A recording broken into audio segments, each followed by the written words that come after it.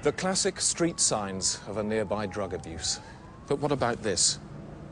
Remnants of something far worse. A new legal drug from Czechoslovakia called cake. Oh, and luckily the story involves these people. Free the United Kingdom from drugs, and British opposition to metabolically bisturbal drugs. Ted Moore reports. Cake first appeared in Prague last year. News reports showed victims insane with pain.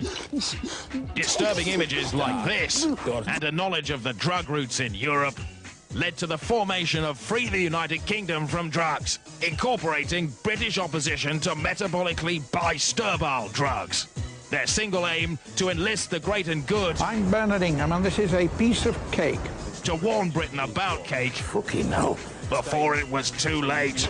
Hi, this is Bruno Brooks. We all like to party, right? Absolutely. But only the fool would say, yeah, I'll enter the nightmare of cake. And this is it.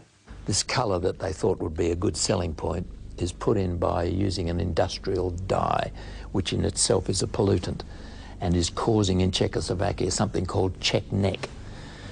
It causes enormous water retention so that the body swells up. The neck becomes about this wide and swells up to engulf the mouth and the nose so that the person who's on that trip dies through not being able to breathe at all. One young kiddie on cake cried all the water out of his body.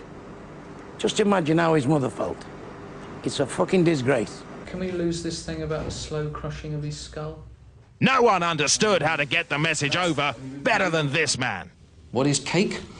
Well, it has an active ingredient, which is a dangerous psychoactive compound known as dimesmeric Anderson phosphate.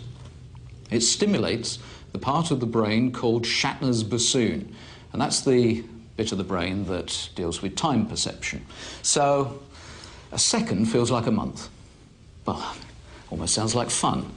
Unless you're the Prague schoolboy who walked out into the street straight in front of a tram. He thought he'd got a month to cross the street. But for maximum reach, cake needed an actively political kick in the pills. And that's what it got from MP David Amess, MP.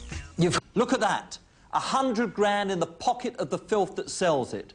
A big yellow death bullet in the head of some poor user, or custard gannet, as the dealers call them. I'm off to do what I can. And if you don't mind, I'll leave this with you. I don't want to look at it for another moment. What fucked and bombed needed more than anything was the illegalisation of cake. And look, have we asked anything about this in Parliament? I mean, no. We haven't. No, you know, I mean, that would be ideal to get something done. I'll certainly raise a question. That now became a very real possibility. With the hell of cake still ringing in his ears, Amess went back to his lair and drafted a question for the Home Office. The very next question time saw health ministers pledging to fight cake. And in the meantime, the message for the kids is loud and clear. Help fucked and bombed. Eliminate this evil. Use your cheese box and say, no, never.